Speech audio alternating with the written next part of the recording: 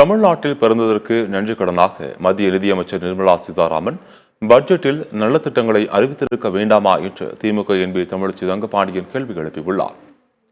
மத்திய பட்ஜெட்டை கண்டித்து சென்னை தெற்கு மாவட்ட திமுக சார்பாக சைதாப்பேட்டை சின்னமலையில் கண்டன ஆர்ப்பாட்டம் நடைபெற்றது. இந்த ஆர்ப்பாட்டத்தில் தென் சென்னை எம்பி தமிழச்சி தங்கபாண்டியன், துணை மேயர் மகேஷ்குமார், மயிலை எம்எல்ஏ வேலு உள்ளிட்ட 1000க்கும் மேற்பட்டோர் பங்கேற்றனர். அப்போது மேடையில் பேசிய தமிழச்சி தங்கபாண்டியன், பட்ஜெட்டில் அறிவிக்கப்பட்டிருக்கிறது என்று 10க்கும் மேற்பட்ட திட்டங்கள் தமிழ்நாட்டின் நகல் என்று குறிப்பிட்டார். இந்தியாவிலேயே அதிக நிதி செலுத்தும் தமிழகத்திற்கு மத்திய அரசு ரயில்வே, நெடுஞ்சாலை என பெரிய திட்டங்கள் எதையும் அறிவிக்காமல் ஒருதலைபட்சமாக செயல்பட்டு வருவதாகவும் தமிழச்சி தங்கபாண்டியன் தெரிவித்தார்.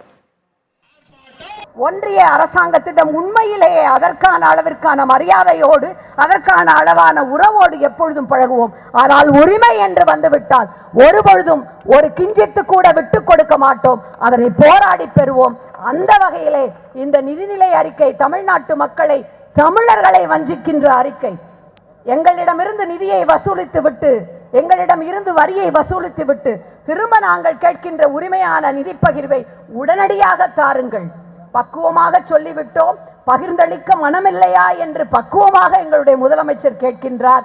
அவருடைய குரல் தமிழ்நாட்டின் குரல் மட்டுமல்ல, இந்தியாவிலே இருக்கின்ற எதிர்க்கட்சிகள் ஆளுகின்ற அனைத்து மாநில மக்களின் குரல், அனைத்து மாநில மக்களின் உரிமை குரலாக இன்றைக்கு இங்கே தமிழ்நாடு முழுவதும் ஒலிக்கின்ற நம்முடைய முதலமைச்சருடைய குரலை நாம் வலுப்படுத்துவோம். நம்முடைய உரிமைகளுக்கான போராட்டத்தை, திமுக கழகத்தினுடைய இந்த கண்டன ஆர்ப்பாட்ட போராட்டத்தை மிக மிக வலுவோடு இன்னமும் அவருடைய கட்டளைகளை கேட்டு எடுத்துச் சொல்